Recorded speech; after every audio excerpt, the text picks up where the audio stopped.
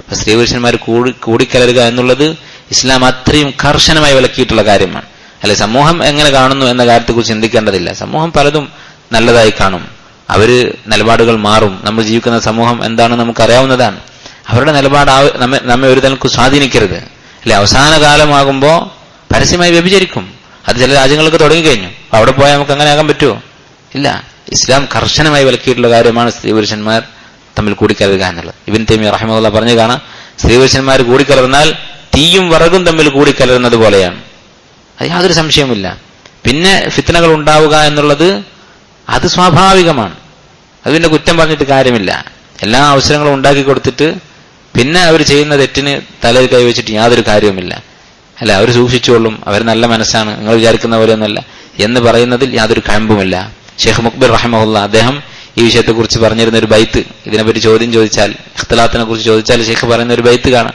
അദ്ദേഹം പറയും, അത് കൂടി കലർന്നിട്ട് പിന്നെ സൂക്ഷിച്ചാൽ മതി എന്ന് പറയുന്നവർക്ക് മറുപടിയായിട്ട്, അൽഖൗഹു ഫിൽ യമ്മി മക്തൂഫൻ വഖാല ലഹു ഇയ്യാക ഇയ്യാക അൻ തബ്തല്ല ബിൽ മാഇ. ഒരുത്തന്റെ കൈയൊക്കെ കെട്ടിയിട്ട് അവന് വെള്ളത്തിൽ കൊണ്ടുപോയിട്ടു, കടലിൽ കൊണ്ടുപോയി വലിച്ചെറിഞ്ഞു. എന്നിട്ട് പറയണം ഇയ്യാക ഇയ്യാക അൻ തബ്തല്ല ബിൽ മാഇ, വെള്ളം നനയുന്നത് സൂക്ഷിക്കണം എന്ന് പറഞ്ഞ പോലെയാണ്. വെള്ളത്തിൽ കൊണ്ടുപോയിട്ടിട്ട് കയ്യും കെട്ടിയിട്ടുണ്ട്, നീന്തി രക്ഷപ്പെടാൻ പറ്റില്ല, എന്നിട്ട് സൂക്ഷിക്കണം എന്ന് പറഞ്ഞതുപോലെ. അതുകൊണ്ട് അങ്ങേയറ്റം കുടുങ്ങിയ സാഹചര്യത്തിലല്ലാതെ നമുക്ക് തിരഞ്ഞെടുക്കാനുള്ള ഒരു അവസരമുണ്ടെങ്കിൽ, നമുക്ക് ഒഴിവാക്കാൻ പറ്റുന്ന ഒരു അവസ്ഥയാണെങ്കിൽ ഒരു നിലക്കും പുരുഷന്മാർ സ്ത്രീകളോടും സ്ത്രീകൾ പുരുഷന്മാരോടും അടുക്കാതിരിക്കുക. അല്ലെ, സ്ത്രീകളുടെ ഹിജാബിനെ കുറിച്ച് പറയുമ്പോൾ പണ്ഡിതന്മാർ പറയുന്നത് സ്ത്രീകൾക്ക് 2 ഹിജാബുണ്ട്. ഒന്ന് അവരുടെ വസ്ത്രം, അത് ഖാസായിട്ടുള്ള ഹിജാബാണ്. അതിനു മുമ്പ് വേറൊരു ഹിജാബുണ്ട്, അവരുടെ വീടൊരു ഹിജാബാണ്. വീടിനുള്ളിൽ ഇരിക്കുക, അതാണ് അവർക്ക് ഏറ്റവും നല്ലത്. എത്രത്തോളം അവർ പുരുഷന്മാരിൽ അകലുന്നുവോ അത്രയും നല്ലതാണ്.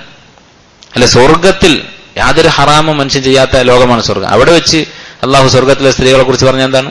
ഹൂറുൻ മഖ്സൂറാത്തുൻ ഫിൽ ഖിയാം, അവരുടെ വീടുകളിൽ മറച്ചു വെച്ച ഹൂറുൽ ഐൻ. അവിടെ അവർ പുറത്തിറങ്ങി നടക്കൂല. അവിടെ പുറത്തിറങ്ങി നടന്ന ആരെങ്കിലും എന്തെങ്കിലും ചെയ്യുമോ? എന്തെങ്കിലും ഹറാം അവിടെ നടക്കുമോ? ഇല്ല. പക്ഷെ അവരുടെ വീട്ടിലായിരിക്കും. ഷെയ്ഖ് മുഹമ്മദ് അൽ അമീൻ അശ്ശൻഖീത്തി റഹിമഹുല്ലാഹ് അദ്ദേഹം ഈ ആയത്തിന്റെ തഫ്സീറിൽ പറഞ്ഞു, ഒരു പെണ്ണിന്റെ സൗന്ദര്യത്തിന്റെ ഭാഗമാണ് അവളുടെ ജമാൽ, ഭംഗി, അതിന്റെ ഒരു ഭാഗമാണ് അവൾ വീടിനുള്ളിൽ ഇരിക്കുക എന്നുള്ളത്. അത് ഭംഗി കൂടുന്ന ഒരു കാര്യമാണ്, അവൾ ഭംഗി കൂട്ടുന്ന ഒരു കാര്യമാണ്. കാരണം എന്താ? അള്ളാഹു സ്വർഗത്തിലെ സ്ത്രീകളെ കുറിച്ച് ഖുർആനിൽ നമുക്ക് പറഞ്ഞു തരുന്നത് എന്തിനു വേണ്ടിയിട്ടാണ്?